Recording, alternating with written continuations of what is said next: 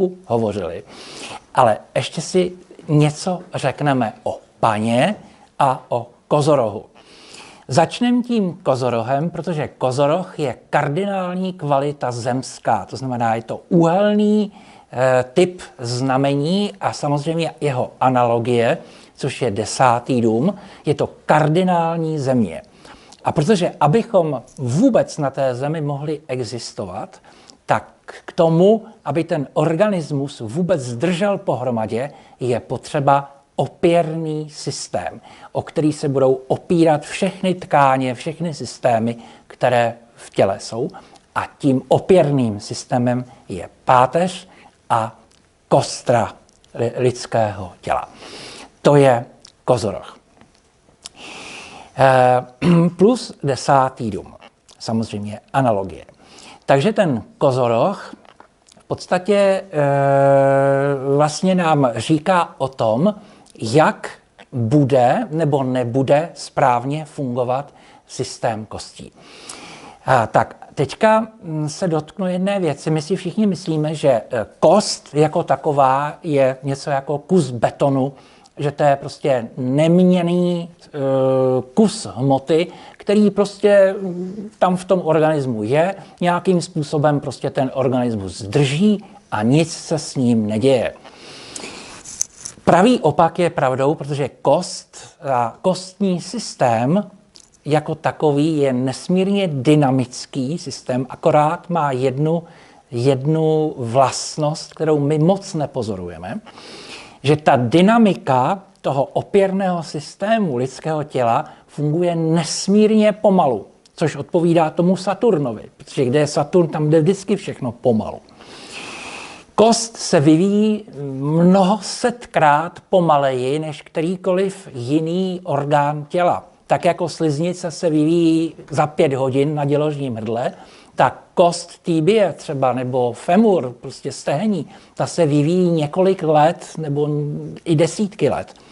Prostě ty periody vývoje kostního systému jsou strašně pomalé a je to z toho důvodu, že ten systém těch osteoblastů, těch kostních buněk, které tu kost tvoří, vlastně tam musí být velmi vysoká denzita, hustota, aby ta kost splňovala mechanické, dynamické požadavky, které na tu nesení toho lidského organismu vlastně jsou na ní kladené.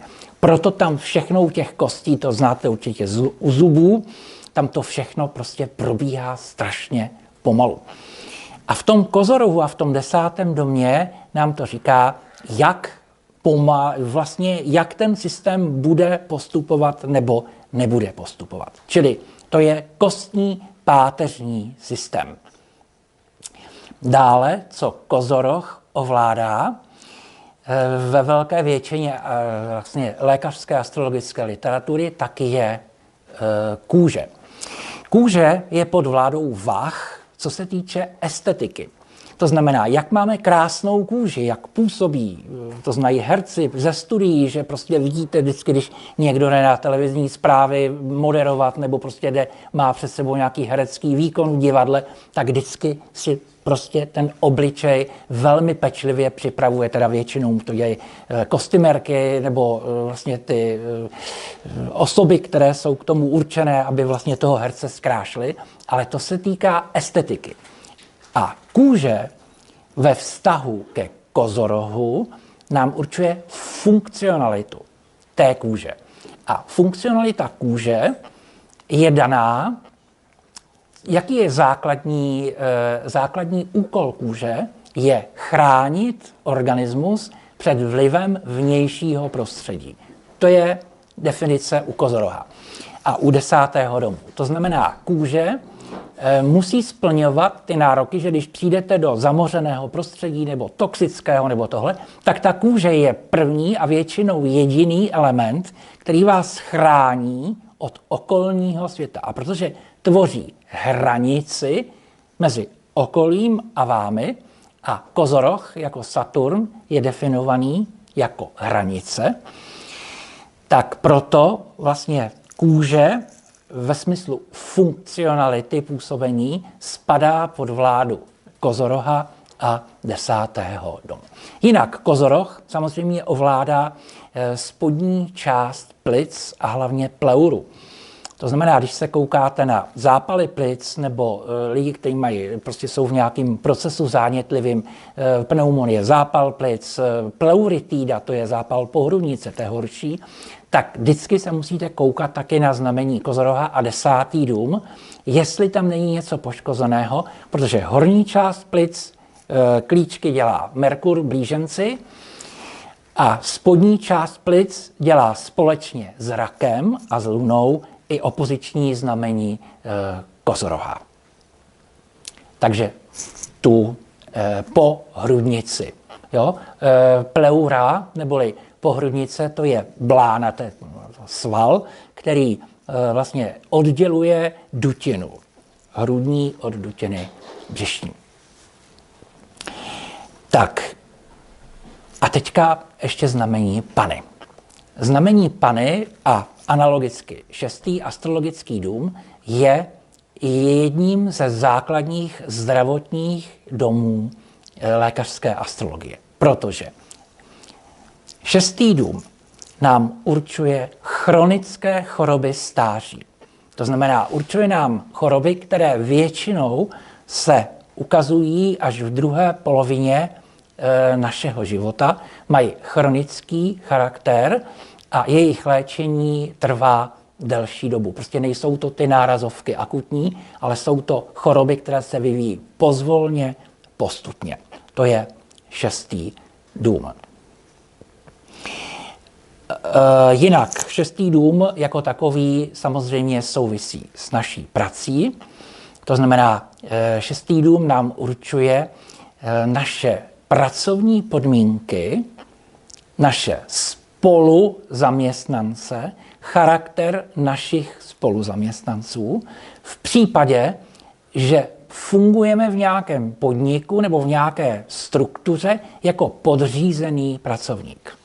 To znamená, jsem-li zametač a jsem zaměstnancem státního podniku Praha Úklid, tak prostě 6. dům ukazuje na to,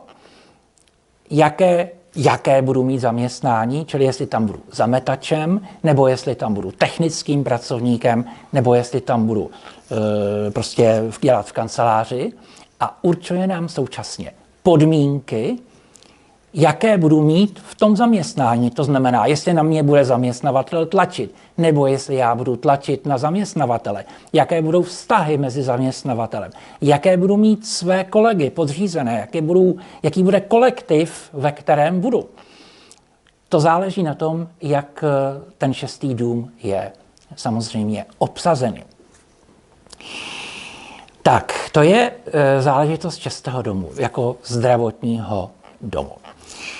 Další zdravotní dům, a ten je velmi důležitý, troufnu si říct, že s tou důležitostí je na úrovni 1. domu, je 8. dům. Protože 8. dům nám určuje příčinu úmrtí, bezprostřední okolnosti našeho úmrtí, ale to nám určuje jenom z pohledu, kdy se koukáme na smrt jako na definitivní ukončení naší existence.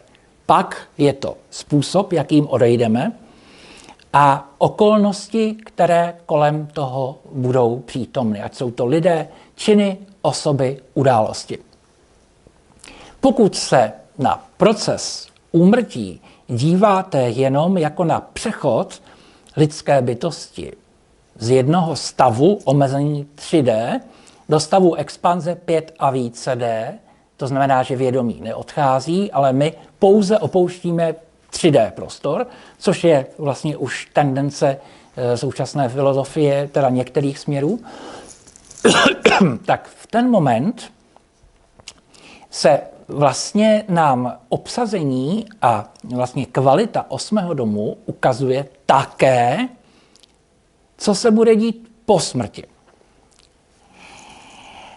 To je velmi zvláštní pohled, který se málo kdy používá, protože málo lidí je si tohoto faktu vědomo, ale ta planeta nebo ty prvky astrologické, jejich astrologická hodnota a aspektace nám řekne, jaké šance bude mít naše duše, když opustí vlastně když jí to fyzické tělo pustí a ona se bude moct vyexpandovat do té své původní polohy, ze které se pouze stáhla vlastně na určitou dobu do vašeho fyzického těla. Čili vidíte, že ten pohled na ten 8. dům je velmi různý a kdybyste se zeptali v různých kulturách, kdybyste se zeptali třeba v indiánské kultuře na smrt, tak je to velmi zvláštní, že mnoho náčelníků vůbec smrt nepovažuje za nějakou jako smutnou záležitost.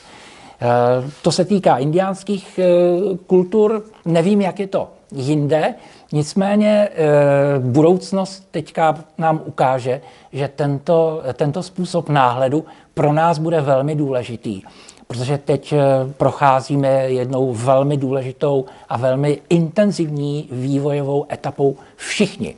Někdo si to uvědomuje, někdo ne, ale je to tak. Takže to je 8. dům. Bezprostřední příčina smrti, čili lékařská zpráva, pacient zemřel na to a to, selhání ledvin, srdce, tak.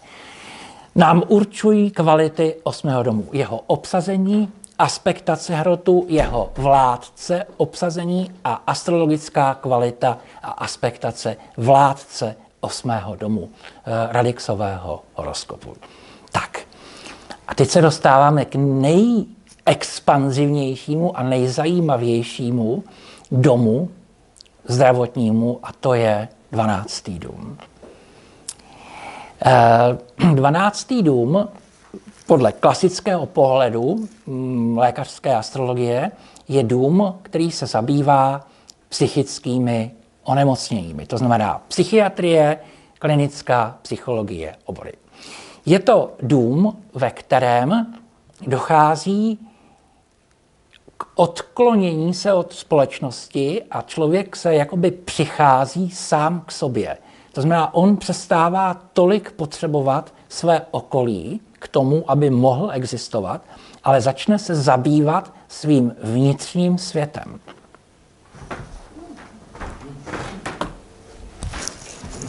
Tak.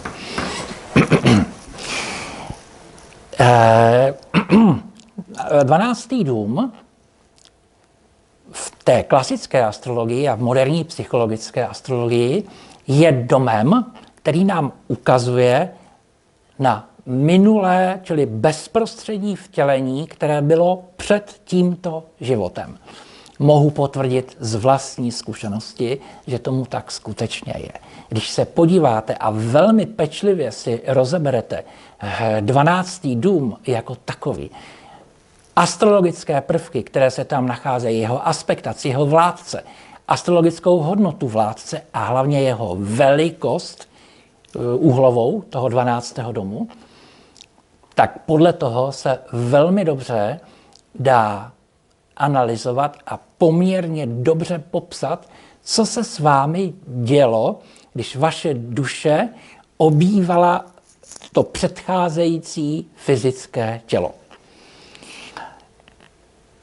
To znamená, že ten 12. dům přichází, jak se říká, k lizu, hlavně v momentech, kdy v té bezprostřední inkarnaci, která následovala před tou současnou, té minulé, došlo k nějakým závažným zvratům, traumatům, událostem, jakéhokoliv charakteru. Pokud ta duše zažila v minulé inkarnaci něco, co s ní opravdu hýblo, tak je téměř jistotou, že v tomto životě se to nějakým způsobem na základě analogických struktur vlastně projeví. To znamená, když jste v minulém století provozovali hold třeba alkoholu nebo prostě zábavám a dopadlo to dobře a měli jste se dobře, tak je velká pravděpodobnost, že i v tomto životě se to nějakým způsobem přenese, ta vlastnost, a vy budete milovat dobré jídlo, dobré pití, zábavu a tak dále. Samozřejmě obráceně to působí také tak. To znamená, uvedu jedno velké jméno, velké psychologické jméno ve světě psychologie. Ano? Ano.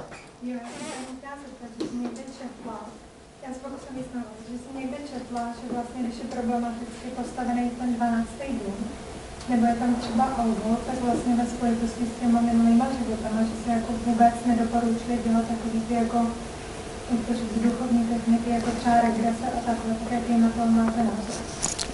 Teď jsem o tom chtěl mluvit. To mi čtete myšlenky. Dobrý. To je ten 12. dům teďka. Tak, hleďte. To velké jméno psychologické je pan doktor Stanislav Grof. Určitě znáte to jméno. Je to psycholog, je to vynikající vědec a klinik současně, který vlastně byl nějakou dobu ředitelem psychiatrické léčebny v Praze 9 v Bohnicích, takže má obrovské zkušenosti jako ředitel a i obrovské zkušenosti jako vědec, protože to byl první člověk, nebo respektive jeden z prvních lidí v České republice, který se začal zabývat léčbou takzvanými psychedelickými drogami. Mezi ty psychedelické drogy patří diethylamidkyseliny lysergové, to znamená LSD, to je nejznámější věc, psilocybín a některé další deriváty, ale hlavně jsou to teda psilocybín a LSD.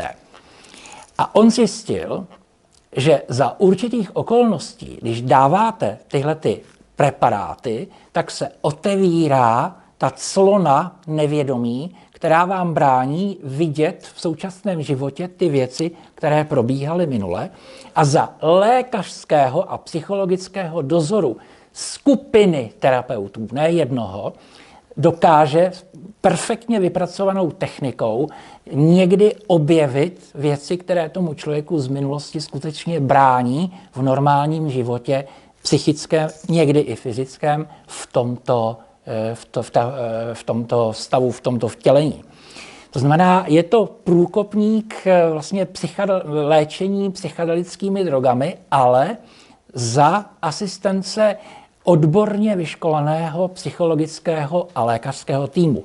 Protože přesně, jak říkáte, může se stát, že když se náhodou narazí na nějakou velmi traumatickou událost, díky tomu, že se tou drogou vlastně nadzvedne ta rouška toho nevědomí a člověk se podívá, co skutečně bylo, tak se může stát, že ten člověk to nemusí fyzicky ustát.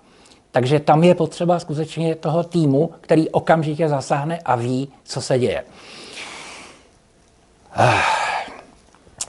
Takže to je jedno velké jméno člověka, který se rozhodl začít velmi systematicky a vědecky pracovat vlastně s těmi minulými inkarnacemi. A to je téma, které vlastně patří do 12. domu. Takže 12. dům má na starosti všechna psychiatrická onemocnění, psychózy, anxiety, to jsou strachy, konkrétní nebo nekonkrétní, deprese, ty jsou endogenní nebo exogenní. Endogenní deprese jsou bez příčiny, exogenní jsou s jasnou příčinou, co by to mohlo udělat. Jsou tam stavy psychózy, psychotické stavy, schizofrení, to znamená rozdvojení osobnosti. K té schizofrenii, o té si někdy můžeme popovídat, to je strašně zajímavých onemocnění. No a pak je to samozřejmě osamocení. To znamená, ten člověk jde do kláštera dříve, dneska jde do jeskyně, do Indie, do ášramu. Prostě on potřebuje být sám, protože potřebuje najít sám sebe. On nepotřebuje společnost. A to je záležitost 12. domu. Jinak, když to vemu ještě mysticky, tak 12. dům je to největší požehnání, které máme.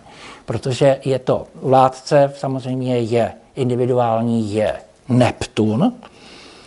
A u toho Neptuna, protože on prostupuje absolutně vším, to je vlastně nejjemnější vibrace tohoto kosmu, tak ten nám říká, že realizace 12. domu, to znamená správné uchopení 12. domu nám otevírá ty schopnosti, o kterých jsme mluvili úplně na začátku, to znamená, každý z nás je vybaven obrovským kvantem vědomostí a znalostí, o kterých nemáme ani tušení. Ale ten 12. dům je ten klíč, kterým se toto odmyká.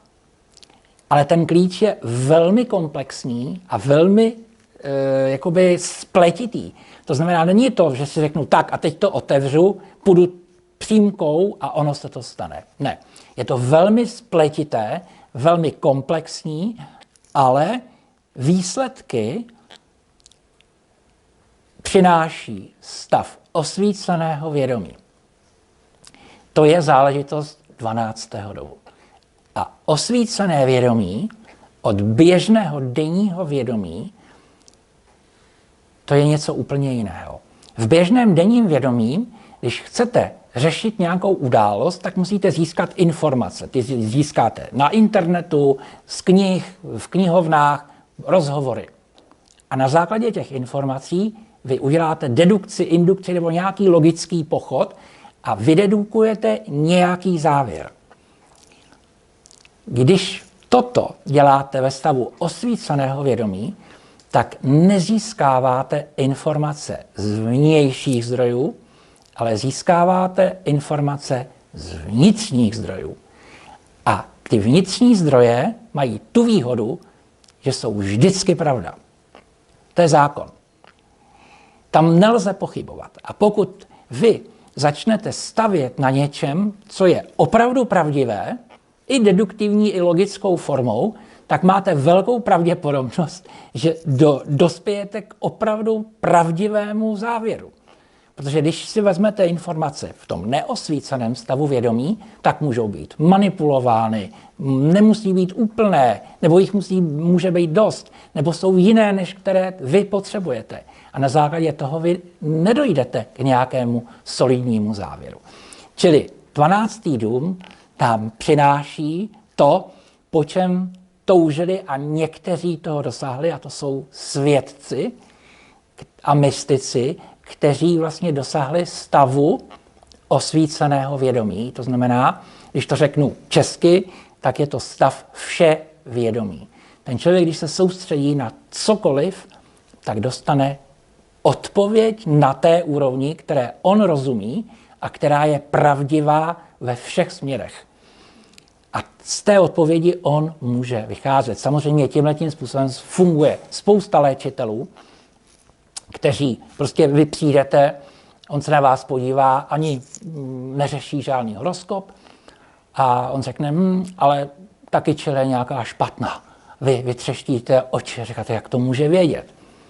No, on to neví denním vědomím. On to ví proto, že on má schopnost otevřenou tím 12. domem a Neptunem a to je schopnost vševědomí, čili osvíceného vědomí ve specifické oblasti, třeba léčitelské. On se na vás podívá a ví o vás úplně všechno. Samozřejmě, že vám to neřekne, protože to by vás úplně zdrtilo.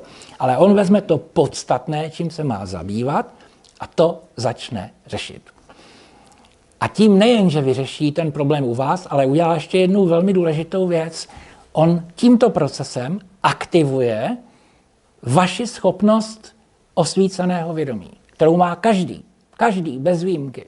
Akorát ji máme všichni tak zadupanou, že o ní téměř nikdo neví.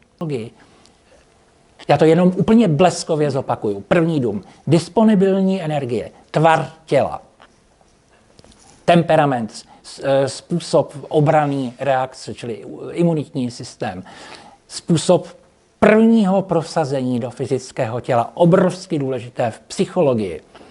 Jak se prosadím přes vlastně bránu do fyzického světa v ženském organismu, tak se analogicky budu prosazovat v celém životě. Tohle je nesmírně důležité, klade se tomu malý důraz, toto speciálně v životě mužů je většinou klíčové téma u všech možných psychických i fyzických poruch, potence, sexuality, psychických depresí, deprivací a tak dále. To je ascendent. Třetí dům, ten jsme nejmenovali, ten slouží k těm lehkým psychickým poruchám, komunikace, lehké deprese, někdy anxiety. Čtvrtý dům, Genetika. U té genetiky bychom mohli zůstat 2 dny, protože genetika je strašně důležitá věc. Mimochodem, ještě vám řeknu jednu věc k té genetice. Japonci, Kanaďani a Rusové ve výzkumných laboratořích objevili to, co tvrdí hermetikové a mágové a astrologové staletí. Že lidský gen má jak hmotnou, tak i éterickou a astrální podobu. Přesně tak, jako naše každé tělo. To znamená, jinými slovy, když to převedu do normálního jazyka, existují léčebné techniky, které pracují s genetikou člověka pomocí světla a pomocí zvuku, protože světlo a zvuk koresponduje s astrální a s éternou úrovní vlastně lidského organismu. Jmenujeme pana doktora Garjájeva z výzkumného ústavu v Novosibirsku, který už bohužel není mezi živými, který vlastně převážnou část té práce vlastně dělal ve svých laboratořích v Rusku. Dnes se tím zabývají Japonci, Kanaďani a dneska už začínají existovat techniky, které souvisí trošku s aplikací Medbed a z těch postelí, které už měly být 1. ledna 2026 uvolněny ve státech spojených, ale bohužel se to posunulo, takže to asi bude až někdy na začátku dubna k ošetření oficiálnímu normálně v systému některých amerických nemocnic. Takže ty fungují na světelné bázi a akustické bázi. A fungují tak, že působí na světelnou a éternou oblast lidského genomu, čili nejenom na DNA, ale na to, co je na tom pověšeno v těch jemných tělech. To je velmi důležité. Takže to je 4. dům. 6. dům jsou choroby, řekněme, chronické v druhé polovině života, choroby závažné, které je nutno léčit systematicky, dlouhodobě. 8. dům, příčina úmrtí. Schopnost během smrti transformace a to, co se děje s vědomím po úmrtí a vystoupení duše z fyzického těla člověka. A 12. dům nám říká něco o psychických chorobách, těžkých depresích, schizofreniích,